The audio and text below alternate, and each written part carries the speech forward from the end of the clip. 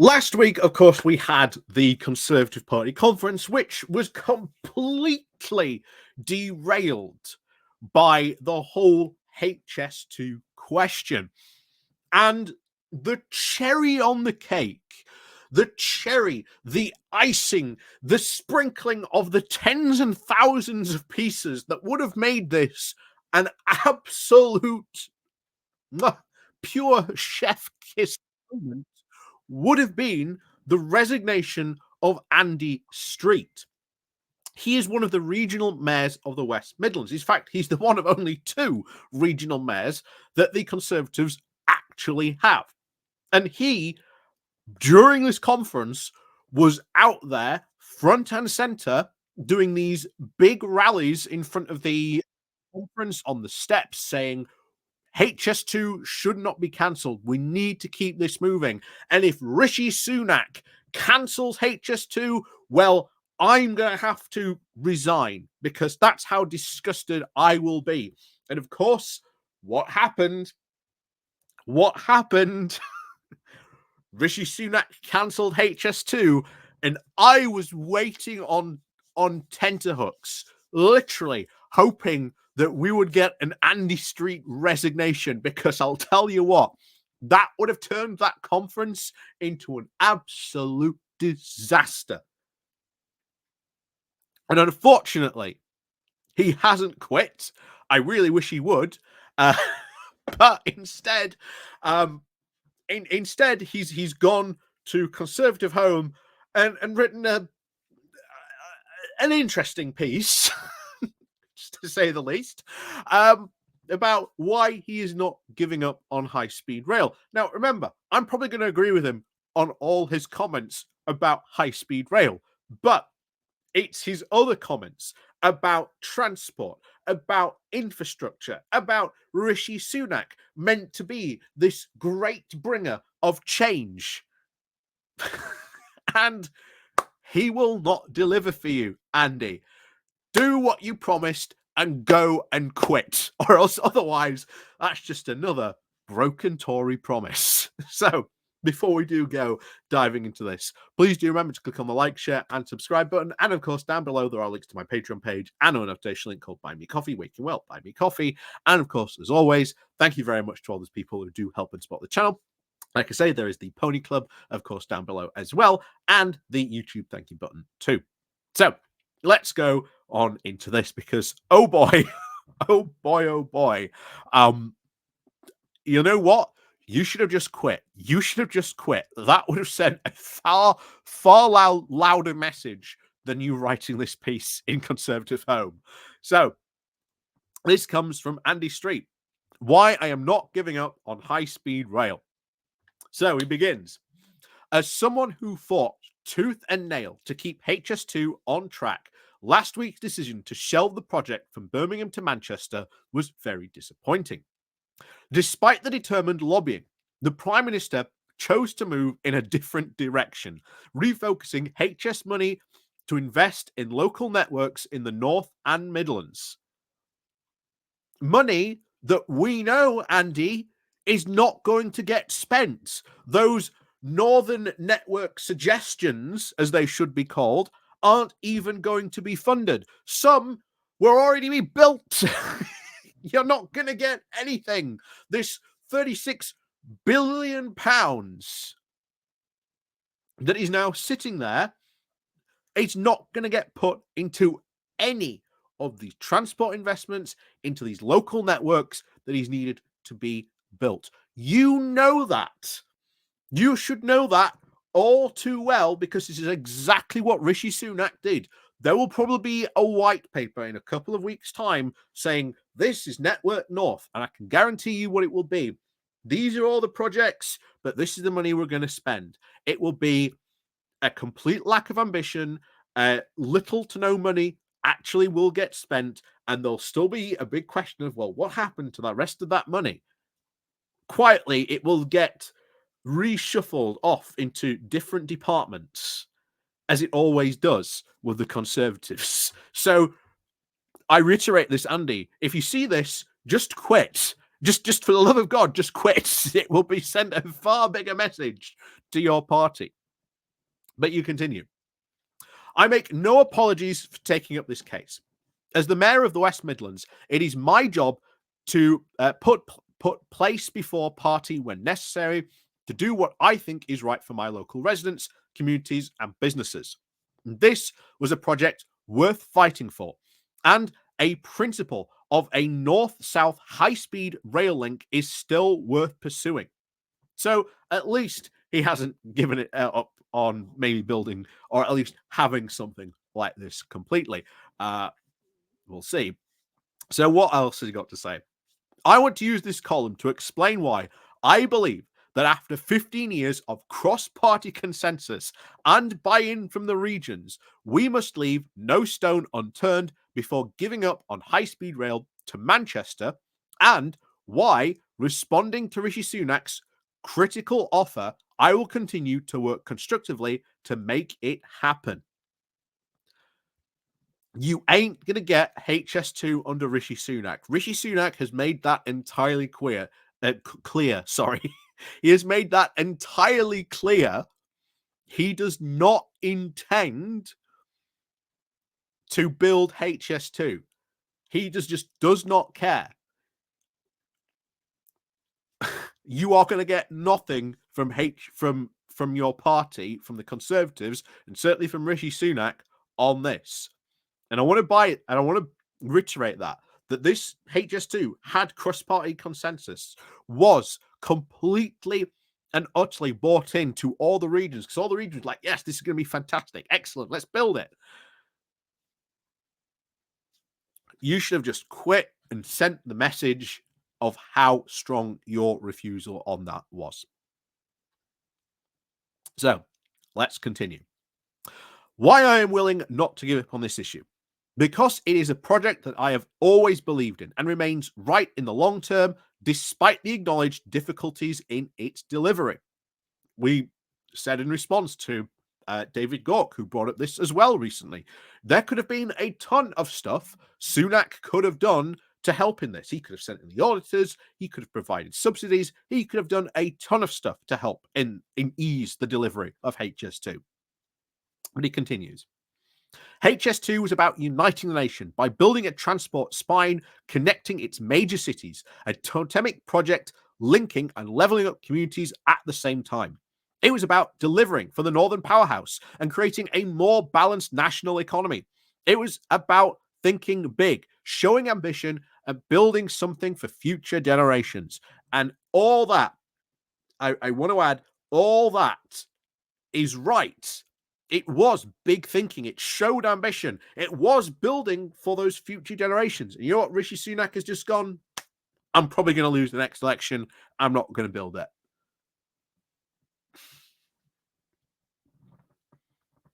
So, of course, as West Midlands mayor, I also want our region to sit at the heart of the UK's transport network. I wanted to reap all the benefits that would bring. And thanks to ferocious lobbying, that is still the case. Only 3 weeks ago, a proposal surfaced that would have downgraded the first phase of HS2, with it running from London's Old Oak Common instead of Euston, and ending at Curzon Street in Birmingham. And after widespread pressure, this proposal was abandoned. And we have now at least got a high-speed line that will still run from central London beyond Birmingham to Hanscott in Staffordshire, where it will connect with the existing West Coast main line. And to be honest, it's probably not going to run because you're talking about, once again, going onto an existing line that will not help the capacity already on that. So it will create ultimately probably a bottleneck. And there's already quite substantial bottlenecks in our rail service already. It ain't going to help matters. So passengers from London to Scotland will therefore benefit from this investment. And high speed or not, this places the West Midlands at the heart of the UK's rail spine. This decision has also projected significant numbers of jobs at West Midlands and provides an example of respectful yet powerfully argued lobbying, provided to be successful where robust and business-like decisions resulted in a revised direction. This does give me hope for the future of high-speed rail to Manchester if we can build a compelling case. I believe we can. Well, ultimately, it ain't going to be delivered by the Conservatives. That's true. Then he continues. There was plenty of good transport news too for the West Midlands, which could be seen as the concessions for the Prime Minister's HS2 decision.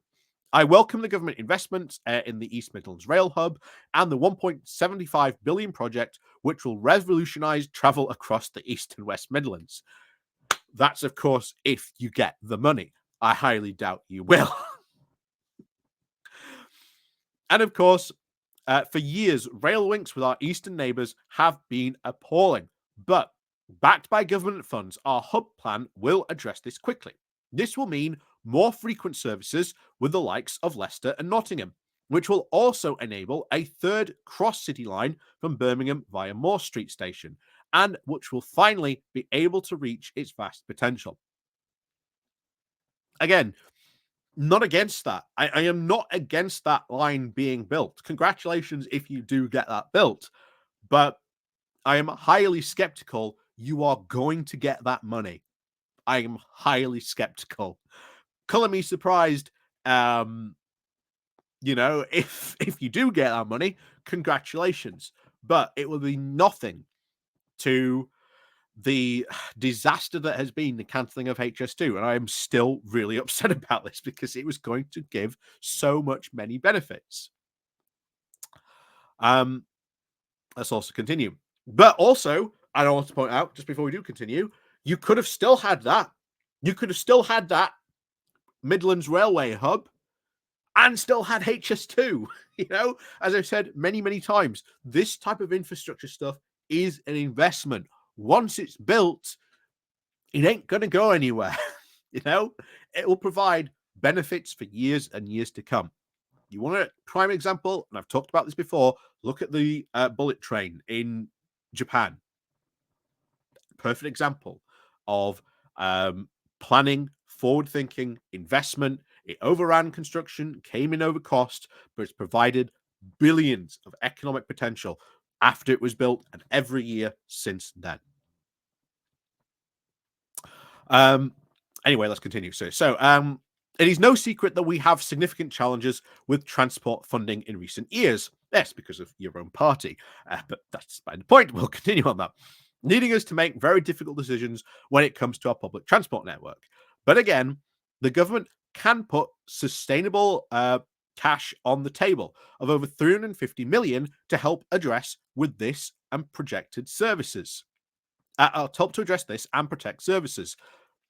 You could always bring the buses back under local control, like Andy Burnham does. Liverpool City Region is also next to do that. West Midlands, the Northeast, their regional city mayor has done that. Our regional city mayor, currently in South Yorkshire, also on the way to doing that as well. Seems to be proving pretty popular. However, the Prime Minister also made another crucial commitment to hold the door open to the proposals to improve links between Birmingham and Manchester. Again, this gives me hope that a high-speed link can still happen. That ain't going to happen. That ain't going to happen. It's not going to be high-speed link. It's not going to be a high-speed line. That we can be sure. And it depends what they mean by improvement. Maybe you get money for a line. Well, where's this line going to go? What's it going to be? Who knows? Like I say, can't exactly go on the HS2 land because, well, Rishi Sunak's in the process of just selling all that off. So it won't be easy. And it may mean going back to the drawing board. A private sector consortium, including the likes of IREP and Siemens, will have to re-examine the operating model, design specs, governance, financial models, and the economic case for high-speed rail to Manchester. I recognise that the Prime Minister has said emphatically that the Manchester leg of HS2 has been cancelled. But, delusion or not, I believe that through this work, a high-speed rail link between Birmingham and Manchester can be revived. And remember, there is still time. HS2 was never meant to reach Manchester until 2041. But they've just sold off all the land.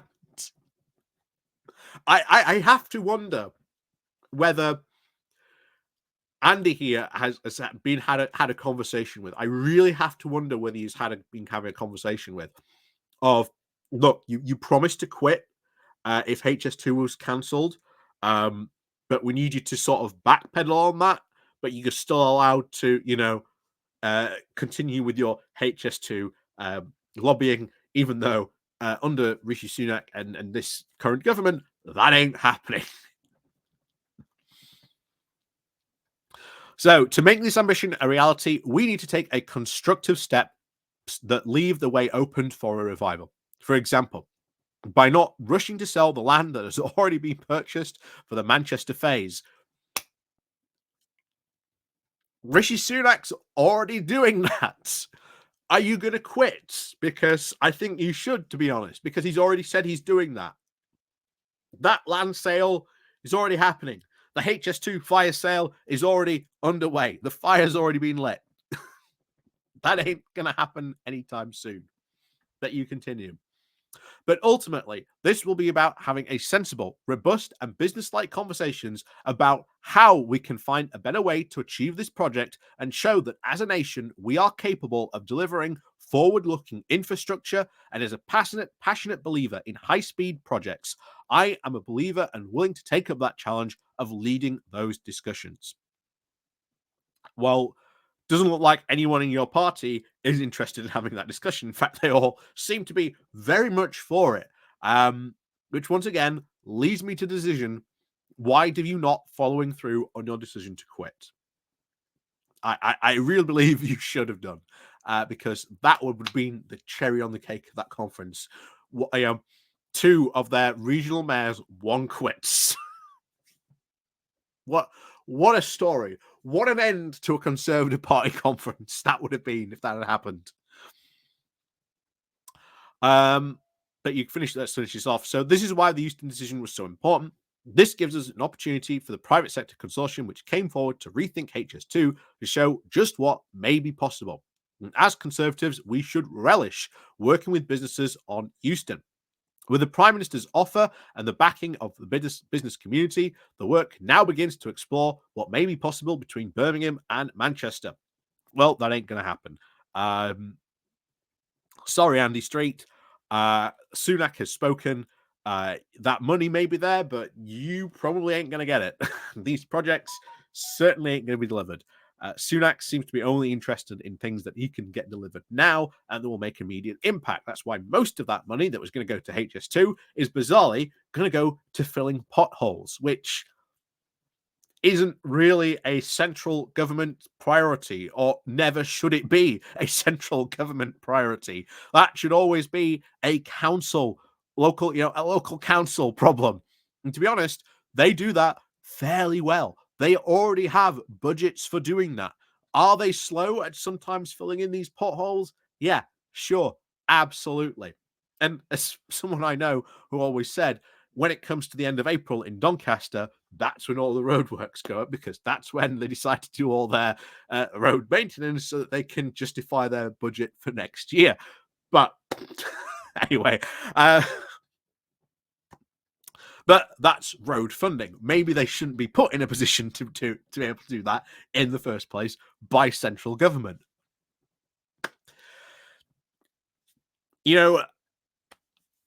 I agree with Andy Street. I agree. High-speed rail would be a massive benefit, not only to Birmingham, but to Manchester and to all the rest of the rail network around there. But Rishi Sunak has been infinitely clear. He ain't interested in funding these projects. Your projects that you've been put forward, the Northern Network suggestions that has been put forward to replace it, are not going to materialize. We'll see what happens, but I'm fully expecting this to be along the lines of the Levelling Up white paper, Well, they'll talk for maybe a chapter or two about how important building all this stuff is. And then when you get to the funding chapter, it's like a drop in the bucket of what they intend to build. So, sorry, Andy Street, but to be honest, you should have quit. Would have sent a far stronger message on that. That's for sure. So, as always, thank you very much for watching. And of course, as always, we'll see you all next time.